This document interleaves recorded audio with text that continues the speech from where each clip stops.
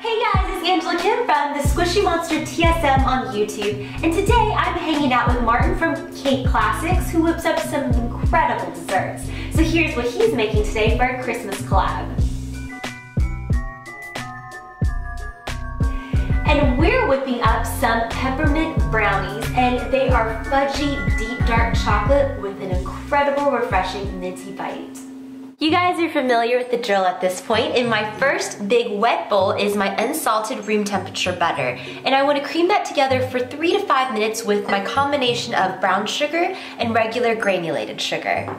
After swiping your bowl clean, you can tip in your liqueur or extract, and I like to add it pretty early on so it can bloom. And I like to use a coffee liqueur just because that coffee will really enhance that chocolate flavor that kind of goes into brownies. When you think of brownies, they're really chocolatey and fudgy, and it really works well here. Next, you want to blend in your eggs one at a time, and I've just pre-beaten them, and I want to add them in a stream just until everything gets incorporated. Now that we're finished with our wet bowl number 1, we can work on our dry ingredients. And to my unbleached flour, I'm going to sprinkle in my fine salt. And as always, you can find the recipe and ingredients down below in the description box and at thesquishymonster.com. The next thing I'm going to add is my cocoa, high quality cocoa, and some chocolate chips. I'm using some bittersweet. You can use milk chocolate if you'd like, and I just want to toss them together in that cocoa so that the chocolate chips get suspended into the brownie as it bakes off and it doesn't sink all to the bottom. And then as it melts, it gets really nice and gooey and kind of creates a chocolate sauce. So you want to mix all of that together. My oven is now preheating, and I like to do it about now so it doesn't just sit there idly at the beginning of when I'm putting all my ingredients together.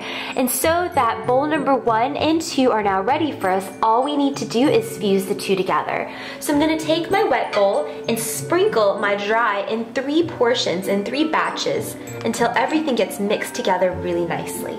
I've misted my dish with oil, and I can spread evenly my brownie batter. Now, if you want to stop at this stage after it's baked off, you can definitely just eat the brownies as is. I love this recipe because it's so easy and delicious. But if you want to complete all the layers and have all 3 layers, create a peppermint brownie, you can continue on with the next 2 steps. So I'm just going to spread this evenly. You can make each layer minty, but I thought it would be nice for it to be tinted pink to match the crushed candy canes I'm going to sprinkle on top later, and just to have a middle of the road option, just to have that middle squidged with that nice creamy minty filling. So to this, I'm going to cream together my unsalted room temperature butter and my softened room temperature cream cheese. After you've creamed those together and it's nice and fluffy, you can tip in your mint extract and a little bit of color, and I'm gonna make mine pink, so just a couple drops of red, or you could use pink chalk color. I find that it really doesn't impact it too much here, so I'm going to blend those together as well. As those blades are spinning, I got a nice refreshing whiff of that peppermint, and it's really nice. So I'm going to add in my next couple of ingredients, and I want to start by spilling in just a little bit of my sifted powdered sugar at a time, and that's going to kind of thicken it and sweeten it and kind of give it that structure. And to offset all that sweetness, you want to sprinkle in just a little bit of fine salt. To your cooled brownie, so that it doesn't melt, you can spread an even layer of your filling on there, just kind of like you would a sheet cake or something, but it's going to have a nice buttery, chocolatey frosting on top, a glaze of sorts. So just start with a little bit and just kind of spread it out. Doesn't have to look perfect because it's going to be completely covered with that chocolate. The topping couldn't be easier. It's just some soft unsalted butter and some chocolate chips, and I'm using dark chocolate here because there's a lot of sugar going on, and I personally love dark chocolate.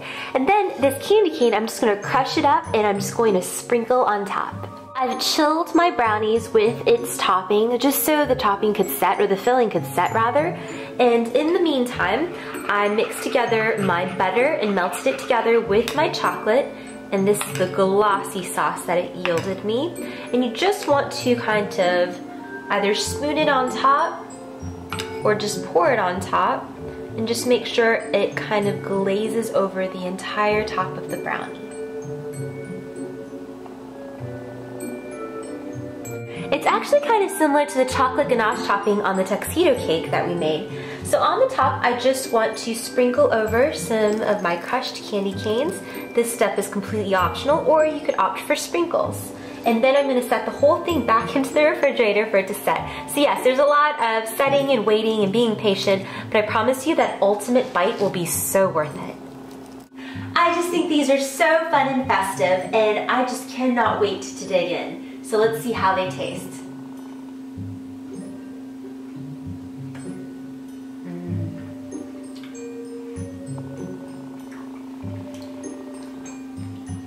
I am so in love with this brownie. Beneath it all, there's this deep, dark chocolate and fudgy and moist brownie. And then on top is that melt in your mouth, really light with the refreshing zip of mint filling. And then that chocolate ganache has set, but it's still velvety because of the butter. And if it's sitting at room temperature, the whole thing just kind of melts in your mouth. And it kind of ties in together, and you get that nice crunch from those crushed peppermints as well. This is a phenomenal bite, and I hope you guys give it a try. I want to thank you guys for hanging out with me. This is Angela Kim from the Squishy Monster TSM on YouTube, and I'll see you guys very soon. Bye!